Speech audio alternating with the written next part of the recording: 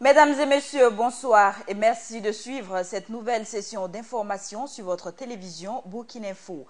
À la une de l'actualité, la ministre en charge des Finances et du Budget, Rosine Sori Koulibaly, explique les raisons de la rupture des timbres fiscaux. Cette situation va occasionner un manque à gagner d'environ 79 millions de francs CFA. Plénière à l'Assemblée nationale, les députés ont examiné et adopté hier 3 projets de loi portant attribution, organisation et fonctionnement de la Cour de cassation, du Conseil d'État et de la Cour des comptes. Non-paiement des frais de scolarité par l'État dans le cadre du continuum éducatif. L'Union nationale des établissements privés laïcs lance un appel au dialogue. Les responsables de la Banque sahélo-sahélienne pour l'investissement et le commerce BESIC ont exprimé ce matin au président du Faso leur soutien à accompagner le développement du Burkina. Une délégation de la conférence épiscopale a été également reçue au palais de Kossiam. Le point des échanges avec Samba Kassile Traoré. Dans le souci de mieux accompagner le Burkina Faso sur la voie du développement, les responsables de la Banque sahélo-sahélienne pour l'investissement et le commerce, BESIC, ont jugé bon de rendre visite au président du Faso pour lui faire cas de leur projet de l'année en cours. Notre groupe bancaire concerne pas le développement. Nous sommes ici pour conformer pour le président notre soutien et notre accompagnement avec Burkina pour réaliser ces stratégies et pour réaliser le projet qui est très important pour le pays. Nous sommes un groupe bancaire existé dans 14 pays, créé par la communauté SENSAD, le bras de la communauté sahélo-saharienne, pour réaliser le projet de développement. Outre les responsables de la BESIC, c'est une délégation de la conférence épiscopale qui était également au palais de Kossiam. Elle dit être venue voir le président du Faso pour échanger d'un certain nombre de choses relatives à l'enseignement catholique au Burkina Faso. Depuis 2009, il y a une convention qui a été signée entre l'enseignement catholique et le gouvernement du Burkina. Donc on est venu pour relire avec lui aussi, j'allais dire, l'exécution de des clauses de cette convention qui a déjà été reconduite par tacite reconduction et qui va arriver bientôt à expiration. Donc on est venu déjà faire le tour d'un certain nombre de problèmes donc avec le président du Faso. Quant à Mohamed Ibn Chambas, sa visite chez le président du Faso est relative aux élections municipales qui viennent de se dérouler dans notre pays. Pour lui, ces élections ont apporté une conclusion heureuse au processus de transition au Burkina. Donc il fallait non seulement venir pour féliciter le président du Faso, mais aussi pour rendre un hommage aux autorités nationales pour leurs efforts en faveur de la paix et du développement au Burkina. En fin de mission au Burkina, l'ambassadeur du Tchad au Burkina Faso a fait ses au revoir au président Kaboré. Reçu hier au palais de Kossiam, Mbatna Banjang a remercié le peuple burkinabé pour l'appui durant son séjour. L'état de la coopération Burkina Faso-Tchad a également été passé en revue. Pour insuffler plus de dynamisme et de performance dans les 3 institutions judiciaires que sont la Cour des comptes, la Cour de cassation et le Conseil d'État, les députés ont adopté pour chacune d'elles 3 projets de loi. Présent à la séance de plénière d'hier, le ministre de la Justice, René Bagoro, explique les avantages de ces nouveaux textes dans ce reportage de Mahamad Sangari. Ce sont au total 3 projets de loi portant composition, organisation, attribution et fonctionnement des 3 institutions judiciaires, à savoir la Cour des comptes, la Cour de cassation et le Conseil d'État, qui ont été examinés et adoptés par les députés de la 7e législature au cours de leur séance plénière de ce jeudi 26 mai 2016. Ces 3 lois permettront ainsi au ministère en charge de la justice de mettre en application des recommandations du pacte de renouveau de la justice. Pour la Cour des comptes, il s'agit d'élargir ses capacités en admettant certaines compétences qui sont utiles pour son rôle, notamment les douaniers et les comptables qui jusqu'à présent n'étaient pas admis au niveau de la Cour des comptes. Au niveau du Conseil d'État, vous savez qu'on a créé des cours administratifs d'appel dont le rôle était joué par le Conseil d'État. Donc à partir du moment où on crée les cours administratifs d'appel, il fallait relire ces textes pour extirper les compétences qu'il avait et qui vont maintenant repartir au niveau de la Cour administrative d'appel. La caution accordée par l'hémicycle à ces projets de loi permettra aussi à la Cour de cassation d'envisager le chemin de la performance dans l'accomplissement de sa mission. Et au niveau de la Cour de cassation, il s'est agi également d'élargir ses capacités, notamment en créant un bureau d'études qui va permettre au Conseil et à la Cour de cassation de pouvoir, par exemple, publier ses décisions. Mais dans toutes les 3 juridictions, ce qu'il faut noter, c'est qu'il y a la création du poste de secrétaire général qui va permettre d'assurer des missions administratives pour appuyer les premiers présidents dans leurs activités. Pour le président de la Cour des comptes, l'acte du législateur vient réformer considérablement son institution. C'est le fait de reconnaître à la Cour des comptes cette possibilité de disposer d'une chambre de discipline financière. En ce sens que nous pouvons, à partir de ce moment, juger avec plus de sérénité les fautes de gestion qui étaient pour le moment confiées à une séance précise. Il faut noter que ces différents articles qui composent ces 3 projets de loi adoptés seront soumis au Conseil constitutionnel avant leur promulgation. Le manque d'anticipation dans les passations de marché. Voici la raison évoquée par la ministre des Finances et du Budget pour expliquer la rupture de timbres fiscaux. Cette situation va occasionner d'importantes pertes financières pour l'État, estimées à près de 79 millions de francs CFA. La question a été longuement évoquée hier durant le point de presse. Des détails avec Mahmad Sangari. La rupture en timbres fiscaux constatée au niveau des différentes représentations du Trésor public par les citoyens burkinabés en ces moments de dépôt des dossiers pour les concours directs est due à un manque d'anticipation au niveau des passations de marché. L'information a été donnée aux hommes de médias ce jeudi 26 mai 2016 par le ministre en charge de l'économie au cours du traditionnel point de presse du gouvernement. Bon, bien sûr, il y a malheureusement la rupture, ça va avec les acquisitions de stocks de timbres fiscaux. Mais ça, c'est justement ces problèmes de passation des marchés. C'est le manque d'anticipation, malheureusement, qui nous amène à ça. Et nous espérons que ce que nous avons apporté comme réponse n'est qu'une réponse ponctuelle, c'est-à-dire permettre aux enfants qui doivent passer les examens de pouvoir le faire. Et je voudrais vraiment m'excuser en direction des populations, et parce qu'il y a eu un peu de confusion, on le fait, on ne paye pas. Vraiment, je voudrais présenter mes excuses, mais les dispositions sont prises pour que nous évitions effectivement ce type de désagrément. Cette situation n'est pas sans conséquences. À en croire Rosine Sori Koulibaly, elle va occasionner d'énormes pertes financières à l'État burkinabé. On aura un manque à gagner par rapport à cela. Je crois qu'on a évalué peu ou prou autour de 79 millions que le gouvernement va perdre, puisque la décision va aller jusqu'au 15 juin. C'est l'estimation qu'on a faite. On va voir chemin faisant ce que ça fait. Donc nous avons permis effectivement à ceux-là qui doivent légaliser des documents de le faire. Mais la question de fond, c'est toujours la question d'anticipation. Est-ce que nous avons un processus qui est bon, qui est rapide?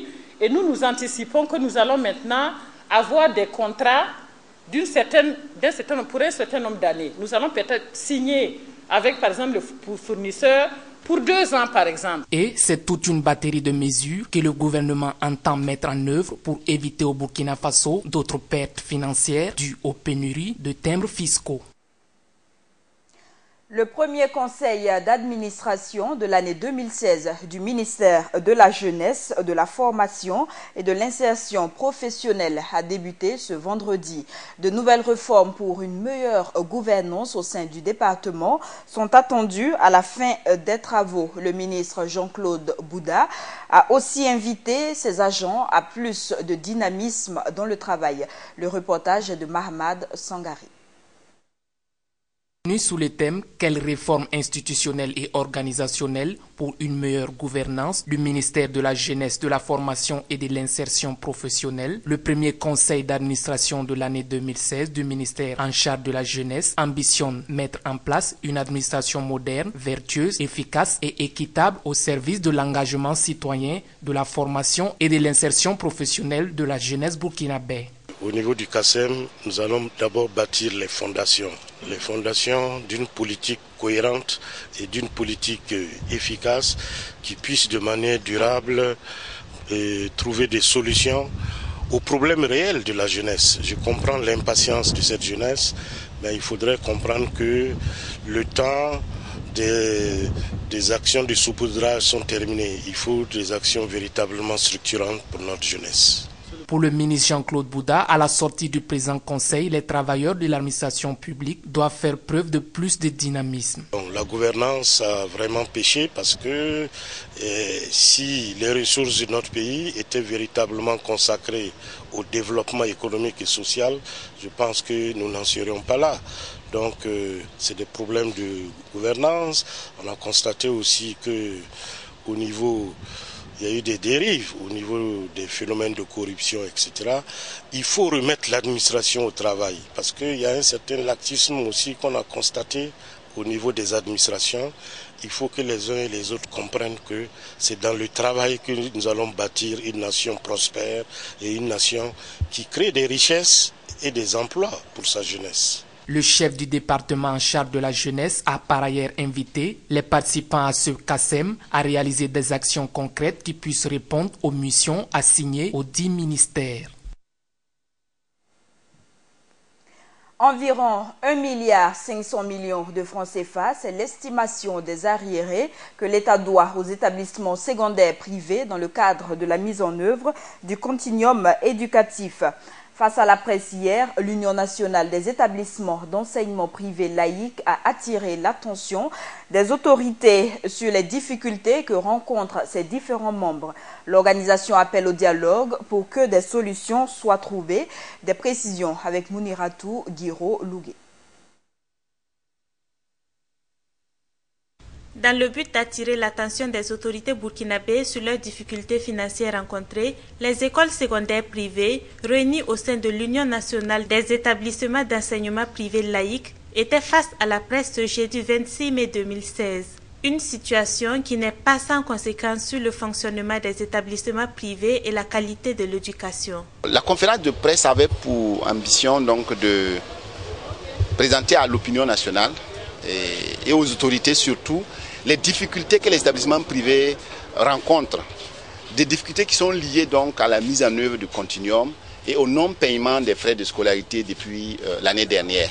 Donc l'ensemble des arriérés monte à près d'1,5 milliard. Et il y a beaucoup d'écoles qui aujourd'hui n'arrivent plus à payer leurs enseignants, à assurer le fonctionnement parce que justement l'État n'a pas pu honorer donc le paiement des frais de scolarité de l'année dernière et de cette année.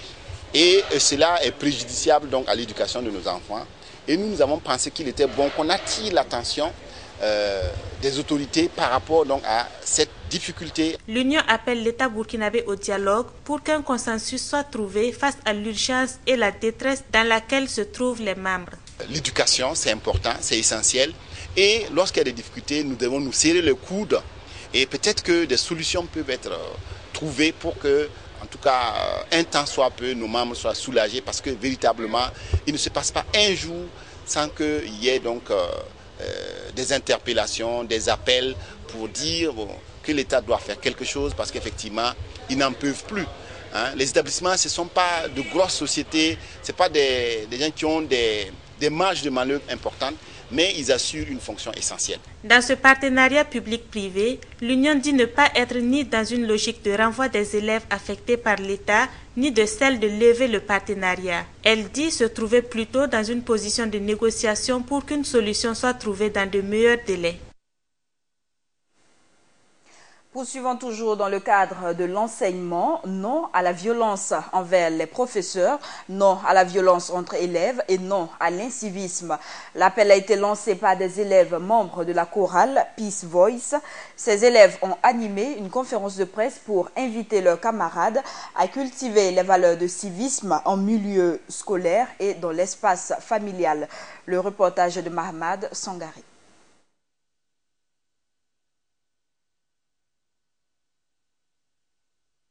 Les actes d'incivisme se font de plus en plus fréquents en milieu scolaire au Burkina Faso. C'est pour apporter leur contribution à la réduction de cette gangrène qui mine l'éducation burkinabé que la chorale Peace Voice a tenu une conférence de presse ce jeudi 26 mai 2016 au lycée Philippe Zenda Kaboré. Une conférence au cours de laquelle les membres de Peace Voice ont témoigné leur attachement à la paix en milieu scolaire. La violence sous toutes ses formes est à condamner et nous la condamnons. Nous appelons nos camarades dans les établissements d'enseignement à cultiver les valeurs de paix et les vertus du civisme. Non à la violence envers les professeurs, non à la violence entre les élèves, non aux violences en famille, non à l'incivisme dans la rue. Au-delà de la présente conférence de presse, le groupe entend développer d'autres activités en vue de sensibiliser les élèves burkinabés sur l'effet de l'incivisme. En fait, nous avons décidé de faire des formations Peace Voice et essayer aussi de faire des concerts éducatifs et dans les différents établissements et même voir hors de Ouagadougou si les moyens nous permettent, voilà, pour sensibiliser nos camarades et faire encore ce qu'on appelle un festival que nous appelons Festival J'aime mon pays, qui regroupe les Peace Voice de Ouagadougou, de Bobo, de Banfora, pour donner un message à la nation tout entière. Cette initiative du groupe Peace Voice est bien appréciée par les professeurs du lycée Philippe Zenda, Kaboré.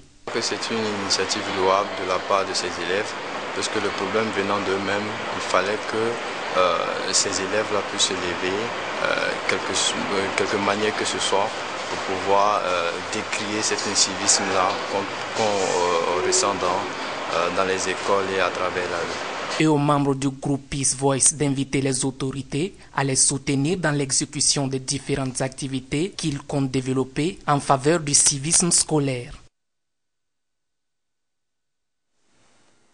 Faire la promotion de l'hygiène et de l'assainissement en milieu scolaire, c'est l'objectif visé par un concours de propriété interscolaire. Les meilleures écoles écologistes de la région du Centre ont été primées ce matin. Du côté du ministère de l'Environnement, ce type de concours est à encourager. Samba Kassile, Traoré, reportage. C'est dans le cadre du concours de propriété interscolaire que les meilleurs établissements écologiques de la province du Kadiogo ont été primés. Une initiative qui entre dans le cadre de la promotion de l'hygiène et de la propriété en milieu scolaire, selon les initiateurs. Disons, il y a 50 écoles qui ont participé à l'activité et 25 servent. Donc, par catégorie d'écoles, nous avons les 4 premières écoles sont privées et sont primées. Maintenant, les autres écoles reçoivent des prix d'encouragement. L'objectif pour nous, c'est de travailler à la promotion de l'hygiène et l'assainissement en milieu scolaire. Parce que nous sommes dit, l'école est un cadre quand même où on inculque aux enfants une certaine valeur de la nation. Dans ce sens, nous estimons lorsqu'on traduit, on transmet ces valeurs à ces tout petits, et s'ils grandissent avec ces valeurs, nous pensons que c'est des gens vraiment qui seront totalement responsable dans le cadre de la promotion de l'hygiène et de l'assainissement. Voilà pourquoi nous travaillons dans ce sens. Le ministère de l'Environnement salue cette initiative qui permettra d'inculquer les bonnes manières hygiéniques dans les établissements d'enseignement. Vous savez que quand on parle de propriété, d'hygiène, vraiment si vous voulez, c'est l'une des missions. Inculquer ces valeurs-là aux enfants, c'est l'une des missions du ministère. Alors, si nous avons des partenaires, des associations qui veulent bien accompagner le ministère dans cette œuvre, mais nous ne pourrons que peut-être les accompagner, les encourager dans cette initiative. Ce concours de propriété interscolaire est à sa 9e édition et différents responsables d'établissements ont reçu des primes d'encouragement pour leur œuvre dans le domaine de la propriété. Dans le cadre des travaux de réaménagement de la section urbaine de la route nationale numéro 4, l'accès de la voie sera bientôt bloqué. Le directeur régional de l'environnement du centre a effectué ce matin une sortie terrain pour expliquer les désagréments que cela va occasionner et les nouveaux itinéraires qui seront dégagés. Des précisions avec Mouniratou Guiro Lougué.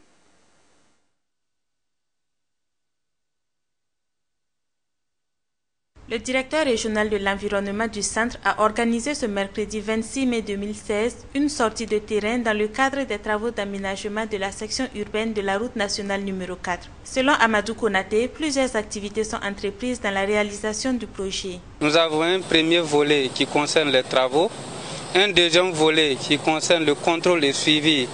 Les travaux sont exécutés par l'entreprise COGEB, le contrôle est suivi par la mission de contrôle AGM.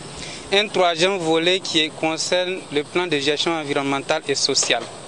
Et un quatrième volet, le suivi et l'évaluation de l'ensemble du projet pour s'assurer effectivement du respect des accords dans le document d'accord de prêt.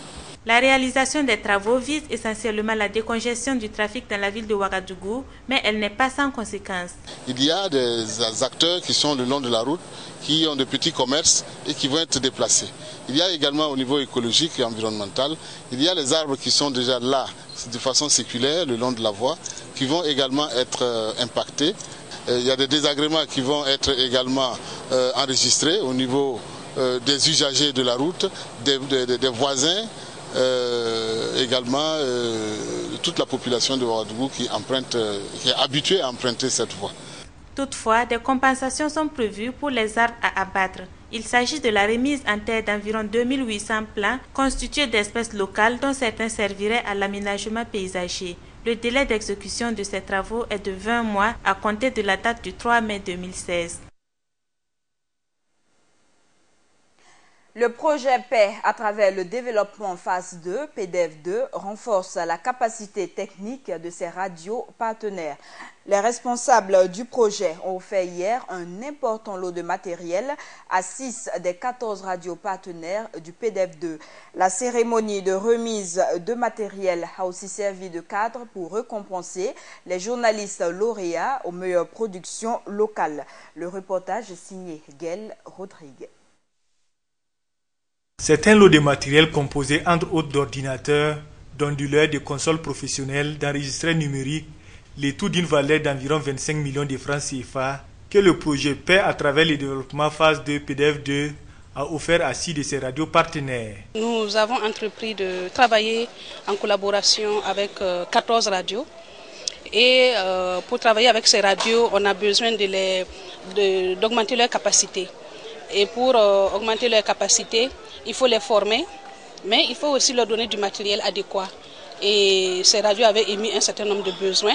On a procédé à une dotation progressive. Pour certaines radios privées, si PDF n'existait pas, ces radios seraient fermées actuellement. Donc ça déjà, le fait de pouvoir faire en sorte que ces radios existent, c'est un point de gain. Et ces radios ont vraiment contribué à sensibiliser et à changer positivement les mentalités et les consciences, que ce soit au niveau des jeunes ou que ce soit de la communauté de manière générale. Le but de cette action est de renforcer les capacités techniques de ces radios partenaires et accroître les capacités de leur production. Nous avons grandi et bien grandi avec vous. Aujourd'hui, nos producteurs sont à l'aise pour produire des émissions de bonne qualité parce qu'ils disposent du matériel pour le faire, ce qui n'était pas le cas au démarrage de ce projet. Nos journalistes et animateurs s'expriment également avec aisance parce qu'ils ont été formés pour donner des informations crédibles et de qualité. Aussi, les lauréats au concours des meilleures productions locales ont été récompensés lors de cette cérémonie. Disons que c'est un magazine qui a pris en compte un peu les jeunes à travers leur mouvement dans la ville de Ouagadougou, dans la consommation de la liqueur frélatée. J'ai sillonné un peu les kiosques à vente de liqueur, j'ai rencontré les spécialistes de la santé, j'ai rencontré les autorités judiciaires par rapport à la législation en matière de commercialisation et de consommation de liqueur au niveau du Burkina Faso. Les régions du centre, du nord et du Sahel sont les zones d'intervention du projet PDF2 qui arrive à son terme. Les musulmans de Dar Salam, dans l'arrondissement 8 de Ouagadougou, ont un nouveau lieu de culte pour leur prière du vendredi. El Hadj Hamidou Karo Ouedraogo leur a fait don d'une nouvelle mosquée. L'infrastructure inaugurée ce vendredi est d'environ 1000 places. Gaël Rodrigue nous en dit plus. Une mosquée de vendredi pour les fidèles musulmans de Dar Salam, dans l'arrondissement 8 de Ouagadougou. Ce lieu de culte d'une capacité d'environ 1000 places est l'œuvre de El Hadj Hamidou Karo Ouedraogo. L'inauguration de ce bâtiment a eu lieu ce vendredi 27 mai 2016. Avec moi ici, de cette village qui s'appelle Zongné Bitenga, c'est un village voisin de Dar Salam. Ça veut dire que c'est mon père et puis le frère de mon père qui a commencé les religions musulmanes au niveau de Zongné Bitenga. Donc c'est cette village Dar Salam qui sont venus se convertir à l'islam. Donc nous sommes encore nés. Donc c'est cette occasion que Dieu m'a donné le moyen. Donc j'ai pensé à mon vieux père son âme, qui n'est plus dans cette terre, que la terre soit lésée pour lui, avec son frère. Après la cérémonie protocolaire, place à la prière du vendredi. Une prière conduite par l'imam de la dite mosquée, au cours de laquelle des bénédictions ont été formulées à l'endroit du donateur. En toute sincérité, notre joie est immense. Nous remercions le bon Dieu qui a permis que cette mosquée soit construite et aussi El Hadji Hamidou Karo pour avoir financé la construction de cette mosquée. El Hadji Mamadi Kwanda, venu pour la circonstance, a salué l'œuvre du donateur à l'endroit des fidèles musulmans de Dar Salam. Qu'il aime de faire au nom de son père, que Allah Tout-Puissant le compense et que nos parents qui sont ici, qui sont tous des musulmans, mais des Kwanda, qui ont été à la base que son père devient musulman. Donc il considère que les gens de Al-Salam et les gens de son village sont de même père, même mère, que Dieu les garde tous ensemble. Ceux qui sont dans la main de Dieu, que Dieu les accepte au paradis. Et nous demandons à Allah Tout-Puissant de protéger Hamidou et continuer à lui donner assez de biens pour qu'il continue à aider l'islam et pourquoi pas aider l'ensemble des religions de Burkina Faso. C'est par une plantation d'arbres dans la cour de la mosquée que cette cérémonie a pris fin. Actualité hors de chez nous, en France, le bras de fer s'intensifie entre gouvernement et syndicats autour de la loi du travail. Alors que la contestation contre la réforme du Code de travail est restée forte partout en France hier, le président François Hollande s'est dit prêt à aller jusqu'au bout sur le projet de loi. Face à l'inflexibilité du gouvernement, les syndicats appellent à amplifier les mobilisations. Le président américain Barack Obama a effectué aujourd'hui une visite historique à Hiroshima, 71 ans après les attaques à l'arme nucléaire. Accompagné du premier ministre japonais Shinzo Abe, le président américain a rendu hommage à tous les innocents morts pendant la Seconde Guerre mondiale et a appelé à construire un monde sans armes nucléaires. Aucune excuse n'a été formulée, mais il a néanmoins prononcé une phrase forte, je cite, « Il y a 71 ans, la mort est tombée du ciel ». Fin de citation. Et rappelons que le 6 août 1945, l'armée américaine larguait sur Hiroshima la première bombe atomique de l'histoire. Et c'est la fin de ce journal. Merci à tous de l'avoir suivi. Très bonne suite des programmes de Burkina Info.